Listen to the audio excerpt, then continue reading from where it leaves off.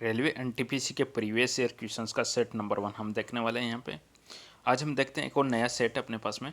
Question कहता है कि अप्रैल 2025 में विमोचित की गई एआई ऑन ट्रायल पुस्तक किसके द्वारा लिखी गई है। क्वेश्चन दोबारा से भी आपसे पूछा जा सकता है, किसी भी और भी एग्जाम्स के लिए तैयारी कर रहे हो तो भी इंपॉर्टेंट है आपका। एआई ऑन ट्रायल पुस्तक है, यह सुजीत कुमार और तौसीफ आलम के द्वारा लिखी गई है। सही जवाब बनेगा यहाँ पे ऑप्शन नंबर डी के साथ में, सुजीत कुमार और तौसीफ आलम के द्वारा एआई ऑन ट्रायल के लिखी गई है। नेक्स्ट क्वेश्चन नंबर 2 है, देखिए ऑप्शन में से कौन सा भारत का एक जनजातीय नृत्य रूप है। तो भारत का जनजातीय नृत्य रूप है गुस्साडी। करेक्ट आंसर बनेगा इसका ऑप्शन नंबर डी के साथ में, गुस्साडी। जनजातीय नृत्य रूप है गुस्साडी, ऑप्शन नंबर डी।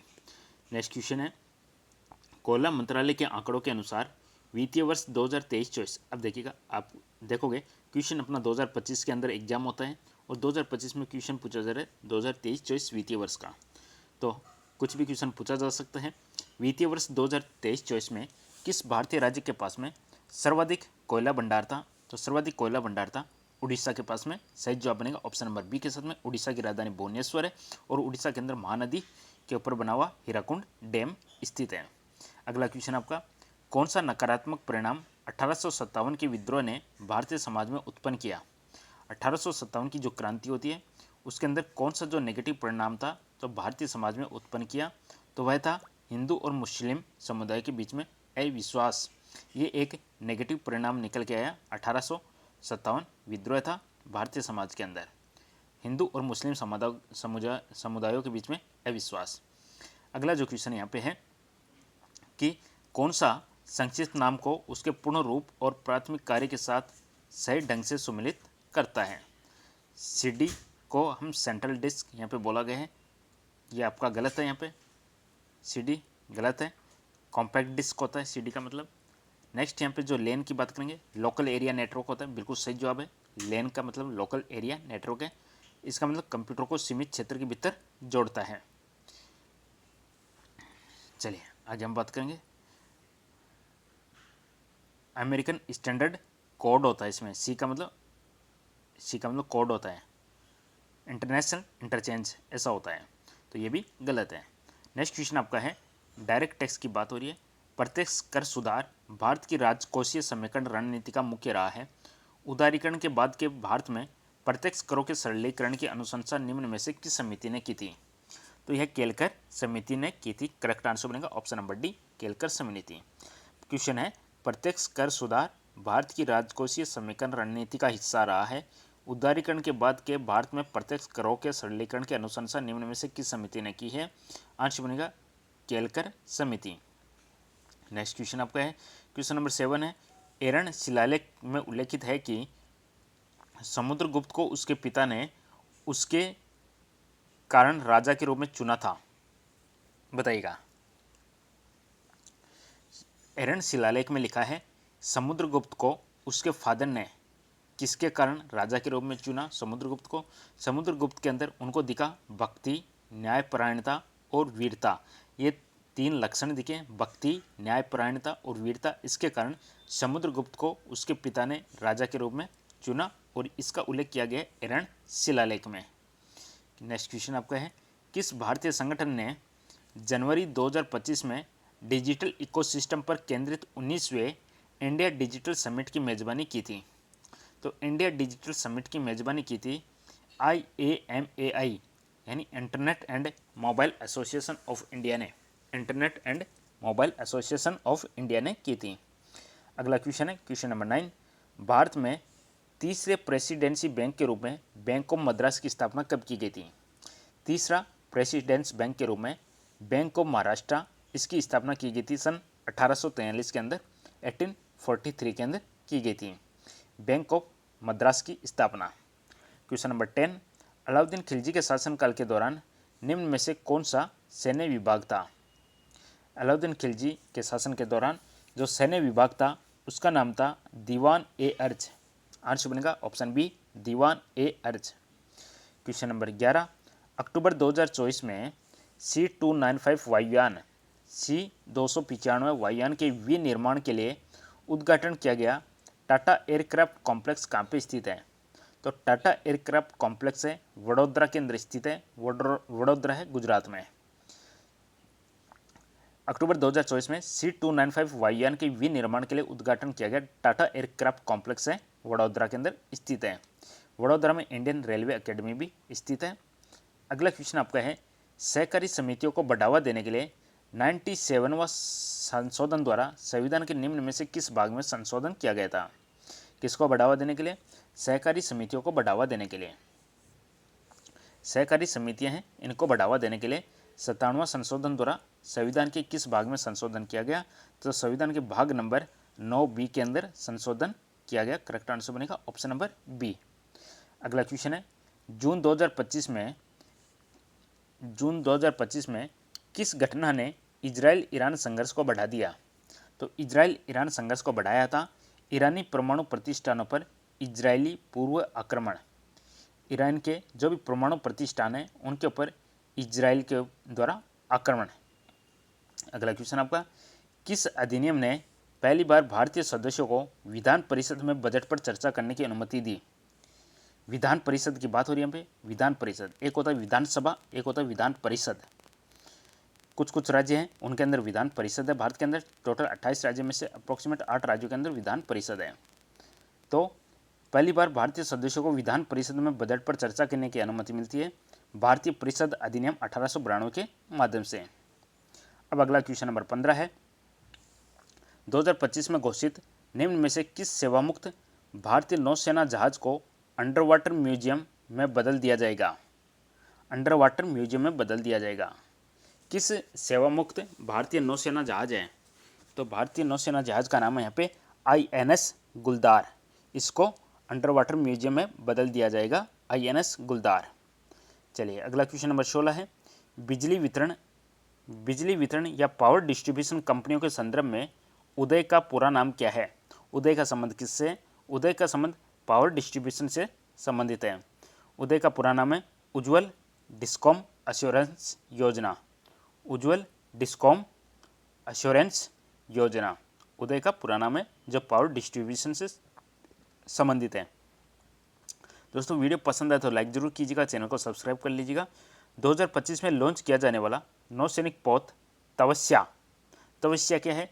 तवस्या एक नौसैनिक पोत है, निम्न में से किस श्रेणी में वर्गीकृत है? तो तवस्या एक नौसैनिक पोत है, इसको स्टील्थ फ्रिगेट के रूप में रखा गया है। स्टील्थ फ्रिगेट, तवस्या क्या है? एक नौसैनिक पोत है जिसको स्टील्थ फ्रिगेट के रूप में रखा गया है। अगला क्वेश्चन आपका है, न्यू कैलेडोनिया जो निकल खनन और स्वतंत्रता बहस पर निकल खनन और स्वतंत्रता बहस पर विरोध प्रदर्शनों के लिए सुर्खियों में था, किस देश का एक क्षेत्र है? तो न्यू कैलेडोनिया फ्रांस का एक क्षेत्र है। फ्रांस की राजधानी पेरिस है। मुद्रा क्या होगी? यूरो। अगला क्वेश्चन आपका है, 2025 में कंबोडिया के थाईलैंड के साथ अपने सीमा विवाद को हल करने के लिए किस अंतर्राष्ट्रीय निकाय में याचिका दायर की? कंबोडिया ने थाईलैंड के साथ अपने सीमा विवाद को सुलझाने के लिए अंतर्राष्ट्रीय न्यायालय इंटरनेशनल कोर्ट के अंदर याचिका दायर की है। दी हेग में स्थित है इंटरनेशनल कोर्ट। कहाँ पे स्थित है? द हेग में स्थित है इंटरनेशनल कोर्ट ऑफ जस्टिस। अगला क्वेश्चन है, मार्च 2023 में लॉन्च किए गए भारत के 6G विजन का प्राथमिक उद्देश्य क्या है? भारत का 6G विजन है, इसका उद्देश्य है 2030 तक भारत को 6G टेक्निक में वैश्विक अग्रणी के रूप में स्थापित करना। 2030 तक, अभी जो 5G चल रहा है उसका टारगेट है 2030 तक भारत को 6G टेक्निक में वैश्विक अग्रणी के रूप में स्थापित करना। ये भारत जी विजन है, इसका उद्देश्य है। अगला क्वेश्चन है, भारतीय संविधान का निम्न में से कौन सा भाग केंद्र और राज्यों के बीच वित्तीय संबंधों को संबंधित है? जो भी फाइनेंशियल संबंध है, वित्तीय संबंध है केंद्र और राज्यों के बीच में, वह है संविधान का भाग नंबर 12। संविधान का भाग नंबर 12 है, वह वित्तीय संबंधों से संबंधित है केंद्र और राज्यों के बीच में। अगला क्वेश्चन यहाँ पे है, पर्यावरण, वन और जलवायु परिवर्तन मंत्रालय। पर्यावरण, वन और जलवायु परिवर्तन मंत्रालय द्वारा 24 राज्यों केंद्र शासित प्रदेशों के 131 शहरों में वायु गुणवत्ता में सुधार के लिए 2019 में कौन सा कार्यक्रम शुरू किया था? तो ये कार्यक्रम 2019 में शुरू किया गया है और ये क्वेश्चन पूछा जा रहा है 2025 के अंदर एग्जाम में पूछा जा रहा है। तो यहाँ पे आंसर बनेगा राष्ट्रीय स्वच्छ वायु कार्यक्रम, नेशनल क्लीन एयर प्रोग्राम। यह किसके द्वारा लॉन्च किया गया? तो यह था, ये किससे संबंधित है? ये पर्यावरण, वन और जलवायु परिवर्तन मंत्रालय से संबंधित है, ministry of environment. Next question, question number 23, उत्तर पश्चिम भारत में कौन सी प्राकृतिक भू आकृति ग्रीष्म महीनों के दौरान निम्न दाब श्रेणी के आरंभ को चिन्हित करती है? तो अरावली की पहाड़ियाँ जो राजस्थान में फैली हुई है मोस्टली, गुजरात के अंदर पालनपुर से लेके स्टार्ट होती है और दिल्ली के अंदर रायसीना हिल तक जाती है अरावली की पहाड़ियाँ। अगला क्वेश्चन आपका, 7 मई 2025 को भारत ने आपातकालीन तैयारियों को बढ़ावा देने के लिए कितने जिलों में राष्ट्रव्यापी नागरिक सुरक्षा मॉक ड्रिल किए? नागरिक सुरक्षा मॉक ड्रिल किया था 244 डिस्ट्रिक्ट्स में। कितने डिस्ट्रिक्ट्स में? 244 डिस्ट्रिक्ट में। अगला क्वेश्चन आपका है, 26 फरवरी 2025 को किन 3 अंतर्राष्ट्रीय संगठनों ने संयुक्त रूप से जिनेवा स्थित स्वास्थ्य, व्यापार और बौद्धिक संपदा, आईपी का मतलब यहाँ पे इंटेलेक्चुअल प्रॉपर्टी यानी बौद्धिक संपदा राजनयिकों के लिए एक त्रिपक्षीय सहयोग ब्रीफिंग का आयोजन किया? तो वह 3 अंतर्राष्ट्रीय संगठन है, WHO, WIPO, WTO, world health organization, world intellectual property organization, world trade organization. इन तीनों ने संयुक्त रूप से जिनेवा स्थित त्रिपक्षीय सहयोग ब्रीफिंग का आयोजन किया। नेक्स्ट क्वेश्चन नंबर 26, भारत के मणिपुर में लाई हरोबा नृत्य करने वाली, नृत्य कौन सा? लाई हरोबा। भारत के मणिपुर में लाई हरोबा नृत्य करने वाली नामित महिला भक्तों को संदर्भित करने के लिए निम्न में से कौन सा शब्द प्रयुक्त किया जाता है? तो इस क्वेश्चन का आंसर बनेगा माइबी शब्द प्रयुक्त किया जाता है। लाई हरोबा नृत्य का संबंध किससे? मणिपुर से है। मणिपुर की राजधानी क्या है? कमेंट करके बताइएगा मुझे, मणिपुर की राजधानी बताइएगा क्या है। और लाई हरोबा नृत्य का संबंध है मणिपुर से। महिला भक्तों को संदर्भित करने वाले के लिए जो शब्द यूज होता है माइबी शब्द। किस संशोधन द्वारा प्रस्तावना में समाजवादी और पंथ निरपेक्ष जोड़े गए? वेरी इंपॉर्टेंट क्वेश्चन आपका। समाजवादी और पंथ निरपेक्ष शब्द जोड़े गए 42वां संविधान संशोधन अधिनियम 1976 के माध्यम से जोड़ा गया समाजवादी और पंथ निरपेक्ष शब्द। क्वेश्चन नेक्स्ट आपका क्वेश्चन है, कौन सी सामान्य आणविक संरचना कार्बनिक यौगिकों के वर्ग को अभिलक्षित करती है जिन्हें डाई एजोनियम यौगिक या डाई एजोनियम लवण के रूप में जाना जाता है? कौन सी सामान्य आणविक संरचना कार्बनिक यौगिकों के वर्ग को अभिलक्षित करती है जिन्हें डाई एजोनियम यौगिक या डाई एजोनियम लवण के रूप में जाना जाता है? तो यहाँ पे आंसर बनेगा Rn2 plus X minus, Rn2 plus X minus. ये है, इसको डाई एजोनियम लवण के रूप में जाना जाता है। अगला क्वेश्चन आपका, कौन सा राज्य नेपाल के साथ अपनी सीमा साझा करता है? नेपाल के साथ सीमा साझा करता है दिए गए ऑप्शन में से बिहार। राजधानी पटना है बिहार की। नेक्स्ट क्वेश्चन है, भारत में ब्रिटिश शासन के संबंध में नरमपंथी कांग्रेस नेताओं की मुख्य धारणा क्या थी? नरमपंथी कांग्रेस नेताओं की मुख्य धारणा थी ब्रिटिश शासन का समर्थन करना, ब्रिटिश शासन का समर्थन करना। अगला क्वेश्चन आपका है, भारत में राष्ट्रीय शिक्षा सामाजिक सुधार को बढ़ावा देने के लिए सर्वेंट्स ऑफ इंडिया सोसाइटी की स्थापना किसने की? सर्वेंट्स ऑफ इंडिया सोसाइटी की स्थापना गोपाल कृष्ण गोखले के द्वारा की गई। सर्वेंट्स ऑफ इंडिया सोसाइटी की स्थापना गोपाल कृष्ण गोखले के द्वारा की गई। अगला क्वेश्चन है, आइकिया जिसे 2013 में 10 वर्षों में एलाइड इंफ्रास्ट्रक्चर के साथ 10 स्टोर स्थापित करने के लिए 10,500 करोड़ के एफडीआई प्रस्ताव के लिए सरकार की मंजूरी मिली थी। आइकिया बताएगा कहाँ की कंपनी है? आइकिया कहाँ की कंपनी है? तो आइकिया एक स्वीडिश कंपनी है। कहाँ की कंपनी है? स्वीडिश की है। निम्न में से किस कथन में सर्वोत्तम रूप से यह वर्णन किया गया है कि अंडमान निकोबार द्वीप समूह की तुलना में लक्षद्वीप द्वीप समूह में जैव विविधता कम क्यों है? अंडमान निकोबार द्वीप समूह की तुलना में लक्षद्वीप द्वीप समूह में जैव विविधता कम क्यों है?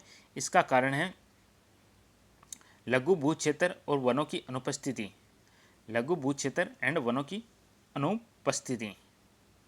अगला क्वेश्चन है, नीति आयोग द्वारा जारी फिजिकल हेल्थ इंडेक्स 2025 में कौन सा भारतीय राज्य शीर्ष पर रहा? तो फिजिकल हेल्थ इंडेक्स में उड़ीसा शीर्ष पर रहता है। नीति आयोग एक थिंक टैंक के रूप में कार्य करता है जिसका पूरा नाम है national institute for transforming India. Question है, 1930 में भारत में जीवन प्रत्याशा 58.6 वर्ष से बढ़कर 1990 में कितनी थी? 1990 में थी 58.6 वर्ष थी और 2023 के अंदर यह बढ़कर 1990 भारत में जीवन प्रत्याशा 58.6 वर्ष से बढ़कर 2023 में कितने वर्ष हो गई? तो 2023 में हो गई है 72 वर्ष हो गई है, जो सूचकांक शुरू करने के बाद से सबसे उच्चतम दर्ज की गई है। आंसर बन गया 2023 में हो चुकी है 72 वर्ष। अगला क्वेश्चन है, लिपिड पाचक एंजाइमों की कमी या निष्क्रियता के कारण मस्तिष्क कोशिकाओं में लिपिड के संचय से कौन सा रोग होता है? तो लिपिड के स्टोर से लिपिड पाचक एंजाइमों की कमी या निष्क्रियता के कारण मस्तिष्क कोशिकाओं में लिपिड के संचय से जो रोग होता है उस रोग का नाम है टे सेक रोग। अगला क्वेश्चन है, अनुच्छेद 243 ऐप के अनुसार पंचायतों के लिए चुनाव लड़ने की आवश्यक न्यूनतम आयु कितनी है? तो पंचायत के लिए आवश्यक न्यूनतम आयु है 21 वर्ष। पंचायत का इलेक्शन हो या सरपंच के इलेक्शन हो या एमपी एमएलए के इलेक्शन हो, इनके लिए आयु निर्धारित की गई है 21 ईयर। जो लोकसभा सांसद होते हैं उनके लिए 25 वर्ष रखी गई है और जो राज्यसभा सांसद होते हैं उनके लिए 30 वर्ष रखी गई है। ये ध्यान रखिएगा आप लोग। नेक्स्ट क्वेश्चन आपका, एमाई इलेक्टेनी एक साकित श्रृंखला पॉलीसेकेराइड है जो मुख्य रूप से किसके द्वारा संलग्न ग्लूकोज इकाइयों से बना है? तो एमाइलोपेक्टिन एक साकित सीरीज पॉलीसेकेराइड है जो मुख्य रूप से अल्फा 1 4 ग्लाइकोसिडिक आबंधों से बनी है। अल्फा 1 और 4 ग्लाइकोसिडिक आबंधों के द्वारा संलग्न ग्लूकोज इकाइयों से बना है। Alpha 1 and 4 glycosidic. Next question है, कौन सा एमएस विंडोज डेस्कटॉप इंटरफेस के डायरेक्ट विजुअल एलिमेंट के बजाय प्राथमिक रूप से सिस्टम कॉन्फ़िगरेशन टूल है? तो आंसर बने इसका कंट्रोल पैनल।